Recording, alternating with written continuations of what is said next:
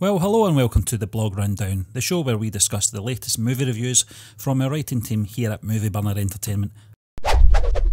And joining us as ever is John, and we're going to delve right into this, John, and the first movie we're going to talk about is Winchester from this year. This was reviewed by Darren, our senior writer, and it's directed by the Spearig brothers. That's Michael and Peter, and it stars Helen Mirren and Sarah Snook. And this movie is about the main character, played by Helen Mirren, she lives in this California mansion. She's a bit eccentric. She's the heiress of the firearm, I think it's the Winchester repeating rifle, if I'm not mistaken. Yes. And she believes that she's haunted by the souls of the people that are killed by this weapon. Sounds quite interesting, actually. We discussed this, I think, probably about 6 months ago when the trailer dropped. Funnily enough, I didn't get around to seeing this movie. It wasn't because Darren actually mentions this in his review about the critics were very, very hard on this movie. I think it was 14% it was getting on one of the critic sites. I'll not mention, but it certainly didn't put Darren off watching it. But I think I'll get around to this. I know that it's on Netflix at the moment, and it's probably one of the ones I'm going to get around to seeing eventually. Yeah, I do. I recall speaking about this one back in the day, Stephen. I think it was the Movie Burner podcast days when it was a little bit monotonous. You know, I couldn't raise my energy up. I felt like I sounded like I was trying to. I was propping the antidepressants. You know, I really wasn't. I don't know what that was about. But yeah, I recall discussing the trailer. I recall a certain Jason Clarke, who we refer to as the Fat Chandler on this show. Very good actor. I actually enjoy him. I've seen him in a few things. He's playing Dr. Eric Price in this film. I didn't get round to seeing the film either, Stephen. I don't know why. I think it was probably because the critics were absolutely panning it. Try not let the critics' opinion of films cloud my judgment when it comes to going to see a film or not. But what I do tend to allow to cloud my judgment is when the audience score reflects the critic score. When they're equally damned in their criticism of a film. And you look at the Rotten Tomato score, Darren touches upon it, 14% from the critics, top and all.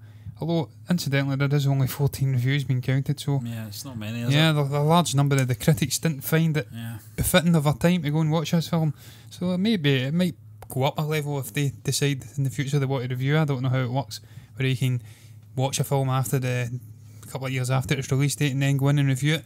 Hey ho, Stephen, if you get selected or approved as a critic on Rotten Tomatoes, maybe you can go in and review it. I don't know. But the audience score, 34% as well. For that rejection letter. Yeah, right. well, come on, don't be down yourself, you may get it. Audience though, 34%, 2.7 out of 5 that equates to. A lot more reviews there, 2,500, so it's not great, this film, and I think Darren's echoing those sentiments. He only gives it a 6 out of 10. He's saying it's a fairly average affair, really. He's saying that the film is quite atmospheric. It's shot well, although it is a bit dark at times. And I think he did enjoy the performance from Helen Mirren. She's good here, he says, and he gives her a ton of credit for not going over the top.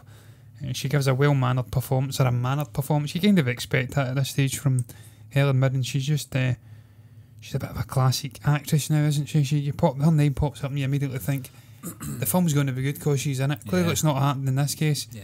But such as the gravitas and the pull of her now. Also, we've seen her in the likes of The Queen, or whatever the hell that was called, I can't remember. I never watched it because I'm not a fan of The Queen, to be honest with you. But she won an Oscar for that film, and that also propelled her. She was good before that as well, though. But he enjoyed her performance in it. Says in his review she's either haunted or crazy. Well, that's kind of the case, I think. In real life, the real woman was a bit deranged. She was grieving for her husband. She went to see a medium who informed her that the spirits were very angry. The deaths, all the spirits from the deaths of the rifles that her husband obviously manufactured, they were unhappy. They were haunting the house, and she had to keep building and expanding the house to appease them. That was the real life story. So the real life story is deranged. She was clearly deranged. She was clearly fragile and get used by this medium. The medium, I don't know if it was a he or a she, played on her emotions and got her to spend crazy amounts of money. The house, I don't think, was ever finished. I recall seeing something about this in the paranormal show back in the day. Stairways leading to nowhere, 20-foot doors, doors 20 foot up in the air, opening up to nothing.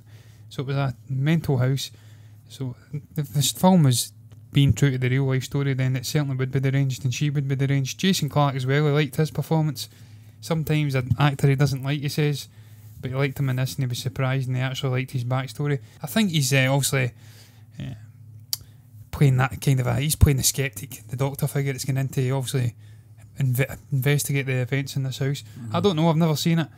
I don't know if he's a real life character, but I do like Jason Clarke, as I did say previously. He's been in a lot of good films recently, and he just keeps popping up in a whole host of new films. I loved him in Dawn of the Planet of the Apes. He was very good in First Man, and he had a brief little stint in that, also playing a tragic figure that died prior to the Apollo 11 mission. But look, this script, you know what you're getting with this film. It's a haunted house film. It's a classic. You're going to get the shadows and the curtains and stuff like that, and lights get out, and I'm presuming that's what you get in this. He says he won't die in the hill for Winchester, but he did like it a lot more than most.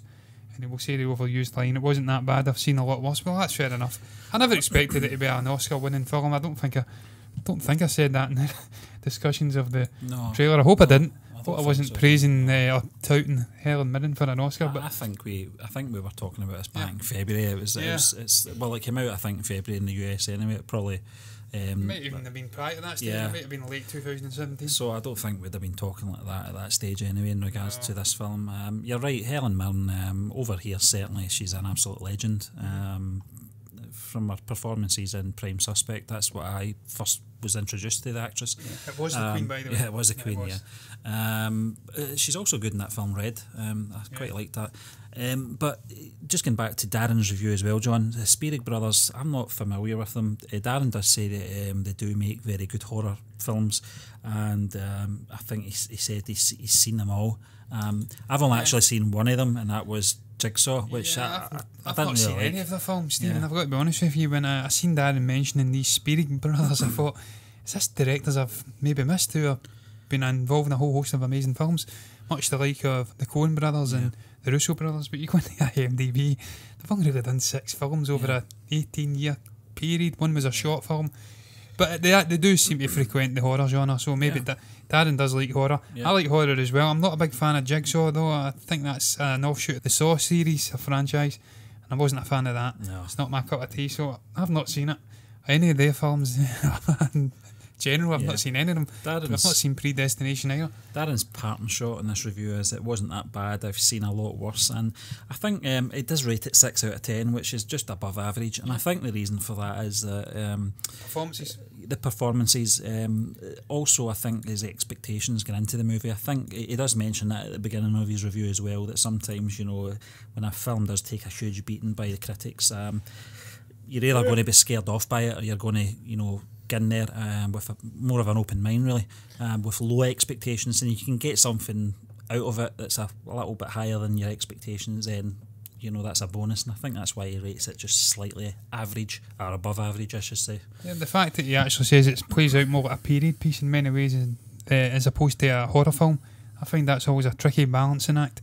I do recall, I think it was Daniel Radcliffe was in a film, The Women in Black. That was a period piece. It obviously wasn't based on real life events, but that was similar. It was a period piece, but I think they've done a great job of balancing the horror aspects with the period.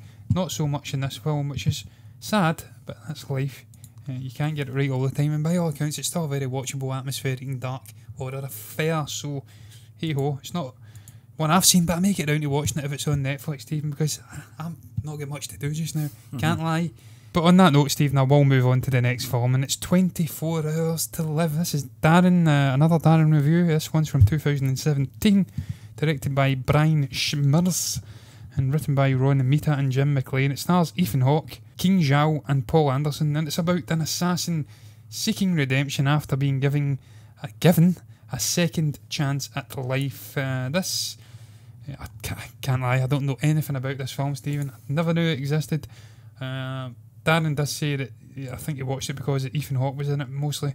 It's mostly a cast in an action movie, and he has simple taste, and he does like Ethan Hawke. I like Ethan Hawke as well. He's kind of a divisive figure, outspoken at times, and he can ruffle feathers among certain sections of movie fandom. I think he was getting into he get misquoted about comic book films or something a couple of months back, and he had to come out and reiterate what he meant, that he grew up with comics all his life. He's a lover of comics, and he wasn't bashing them like Jodie Foster, I think last year. She was bashing them because she's a bit of a cow these days. But like, I ain't seen it. It seems an interesting concept, an assassin seeking redemption after being given a second chance at life. It's interesting, but I've never seen it, and I can't really discuss it as a result as to great detail on the plot and just what the hell's going on. I've read Darren's review. He does say that Ethan Hawke is usually an actor who brings the performance or the opinion of a film up. It generally speaking doesn't tend to phone in performances, that he's good in everything usually, and that this film has some good actors in it, out with Ethan Hawke as well, the likes of Rutger Hauer, who I'm a big fan of. I loved him in Blade Runner and in a number of other films. He's a great actor. So look, it's an action film, it's about an assassin. I'm sure it'll be slick. I think he does say though later on in the review that it kind of lacks tension, which confused me, but I'll let you in. I think what he means by that, John, it does say the script is written very cliche. Especially with action films, you're going to get that. You know, more often than not, action films are very predictable. They don't really surprise you. If they're done well, they're executed well, then you get an enjoyable story, you get an enjoyable experience out of the whole thing. Here, Darren says in his own words, it's very textbook, 5 out of 10. I've read some other reviews on IMDb. I don't really want to get into them, but they mirror Darren's sentiments in regards to this movie and how it performed. You're right, Rutger Hauer's in there as well. Paul Anderson, John, he's in there as well. So it's got a very decent cast. Ethan Hawke, I can take him or leave him. He seemed to be quite prolific in the early 2000s. He was in some big films, as you recall, John, in the the early turn of the millennium. I remember he was in the 2016 version of The Magnificent Seven. Not exactly a standout performance by any means, but I think the first film I saw him in was Training Day with Denzel Washington, but that was such a long time ago. As I said, I've not really seen a lot of his work of recent years, but this film is pretty average by Darren's likings. Yes. I don't think it's one that I'm going to really go and venture into. But the director, Brian Schmurz, I think his name is. I'm not too familiar with him, I've got to be honest. Pardon my ignorance. Oh, neither am I, Stephen. Not in terms of directing, but he's I think most of his career he's done a lot of stunt coordinating and stuff like that. He's worked second unit in quite a lot of big films, so certainly you think you'd take some of those things over. These experiences of working on sets, on stunts and stuff, into this action film. But I don't know if he did it, because by all accounts Darren's gave it a 5 out of 10. You go on to Rotten Tomatoes and it's averaging about the same, 4.9 out of 10, 50%, 60% critic response. All critics giving it a rotten score, top giving it a fresh. Audience 32%, that's equivalent of 2.8 out of 5. So it's an average experience. That's not a bad thing. You can't have great, excellent, amazing, big, bombastic, Oscar-winning films every time. Sometimes you need to have a nice little 5 or 6 out of 10 film. It just you go in and nice popcorn flick. One of the things that stands out in this review as well, which I think took us both by surprise, with Darren said that it's got no sense of tension. For a film that he's only 24 hours to live, that should be the key factor in this movie. But on the other hand, we're living in an age you can't help but compare films like this to the likes of John Wick, which is executed so well. It's got its own franchise now. It's not fair comparing them, but you can't help doing that, especially with this type of genre. But more or less, people are saying it's an entertaining film overall, despite its flaws. The final thing I'll add is it just says the cast is wasted, and a better scripted and surer-handed director would have got a better action film out of it, and that's to be expected. It's only second time directing a feature-length film, so he's not going to turn into like Stanley Kubrick after 2 films, although Stanley was pretty damn good after 2. I don't think that guy ever directed a bad film. He only had 13.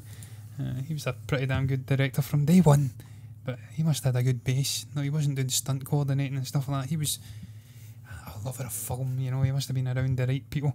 But I'm going to move on, Stephen, because I'm talking absolute crap here, to the third and final film of this week's show, and it is a film called Malevolent, from this year, incidentally. This one's all about siblings Jackson and Angela running a profitable ghost-busting racket, swindling the bereaved with fake detection equipment and Angela's paranormal visions.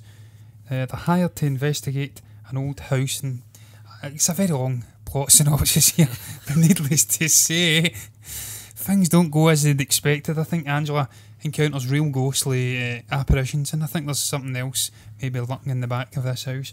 It's all very Derek Akora, I would have assumed. I've not seen it. You have. You reviewed it, Stephen, incidentally. I think give you that credit. You did review this one, so I'll let you in to talk about it. Directed by Olaf de Fleur Johansson, by the way.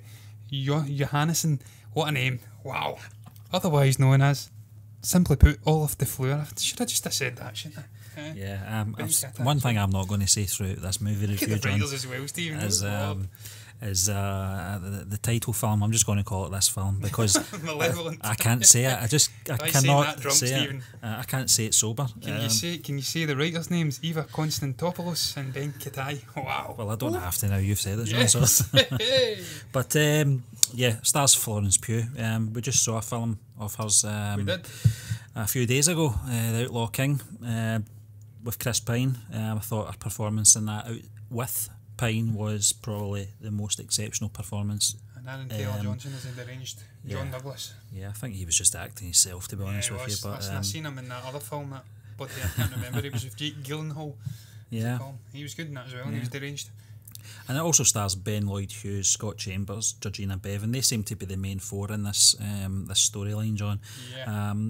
One thing I'll say about the film, the cinematography in this film is well done. It's obviously on a budget, but they use the lighting and the camera angles, etc., all build into the tension in this house.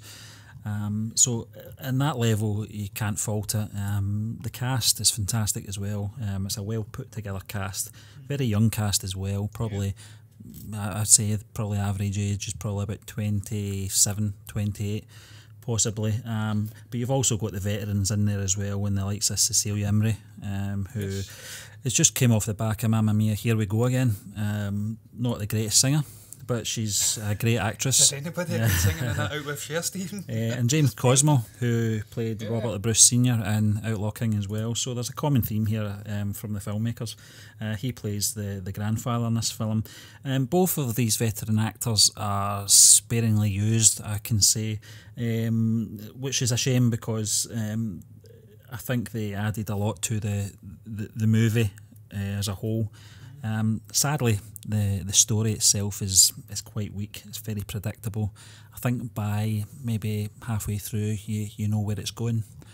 One thing I will say though is, and it might be a contradiction, is I think the last 20 minutes is probably the best 20 minutes of the movie. It's quite well done for a horror film. There's more questions to be asked at the end of this movie than there is at the beginning of a movie, so that says a lot as well. A lot of things that just aren't explained well to me as an audience member. Maybe it's just me, but I was left feeling, unsatisfied with the conclusion of the film as well. But as I said, it's a film. It's only on for an hour and a half. Yeah. It's I caught it on Netflix a few weeks ago. As I said, the cast is fine. The cinematography is very good. It's just the storyline that just lacks depth. Yeah, well, I'm still not saying this seems to be a recurring theme this week's team. I've not seen any of these films. Clearly, I'm a big fan of film here. I watch films all the time. No, I do, just not these ones, sadly. You'd think doing research for these shows, Stephen, I would at least watch one of them, to at least impart some knowledge on it, But no, I don't. Listen, Florence Pugh, great young actress, absolutely outstanding. Really enjoyed her in Outlaw King. And indeed, a lot of the other people discussing this film say that it's a decent horror flick hampered by tepid pacing, but buoyed by Florence Pugh. So she's, by all accounts, carrying the film. And apparently she has these visions and she's kind of conflicted or something like that. So she seems to have most of the meat and the bones of the acting and story and stuff. I think with the poor story. The visions are interspersed throughout the film, but it really does come to a head in those last 20 minutes, John, as I said. And I think that's where it gets a bit interesting. As far as the characters Angela and Jackson go, they didn't really come off as siblings to me. They were more like a sort of squabbling couple, which was a bit weird, but the character of Elliot as well, Scott Chambers, I think he had a little bit of a crush on Angela as well.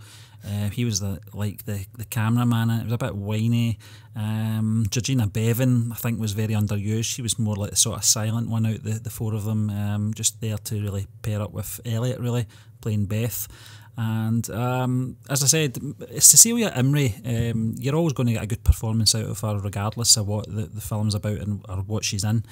She's playing the character of Mrs. Green, and she only comes into the movie halfway through the second half of the movie, and I don't really want to give spoilers away, but you don't really see what the point of her actions are by the end of it. Some of the visuals are quite scary as well, I'll give it that, especially the sewn up mouths and stuff like that was quite graphic, but we've seen that before in a lot of films as well. Hocus Pocus, I think. Yeah, so there's no really shock value in this movie, John, unfortunately. Yeah, the final thing I would take away from it, Stephen, is pure the size of the cast. 21 actors or actresses in this cast. That's very large for a film that's set in one house. It's very, very large. They have a party in that house, man. Jesus Christ, this might be a horror. But in terms of performance, it had a production budget of £200,000 or dollars, and apparently at worldwide gross it was sitting at $127,000. So I don't know, must have had a limited theatrical release somewhere, and then obviously it's went on to Netflix. I presume they pay these studios or distributing companies money to put the film on their platform, so I'm sure it's made its money back one way or the other. Yeah. By all accounts on Rotten Tomatoes, it's getting 43% from all critics. Top critics haven't deemed it worthy of their time as ever. Snobby gits. And the audience have gave it 19%, so equivalent of 2.2 out of 5 off of just 186 reviews. It's a fairly under the radar release. Not a lot of people have went to see it as of yet, but I'm sure that'll build as the years go on and people actually go out and watch it, including me. I'll need to go and give it a watch. But look, I'm gibbering away again here, and I'm just going to end the show on that note. And that has us reached the end of this week's episode of the Blog Rundown, where we discuss all of the reviews from our writing team and writers over the course of the previous week. We'd just like to thank you for listening to us once again, and we will be back tomorrow with the Force Friday show. Remember guys, if you enjoyed that episode, then do hit that like button, comment below, and maybe subscribe to the channel if you haven't done already. If you want to follow us on social media for all the latest updates from Movie Burner Entertainment, then we can be found on Twitter and Facebook at Movie Burners. You can also listen to us on Google Play and iTunes at the Movie Burner Podcast. And last but not least, if you want to access all the latest written reviews and the occasional article, then that can be found on our website at movieburnerentertainment.org. Until the next time, goodbye.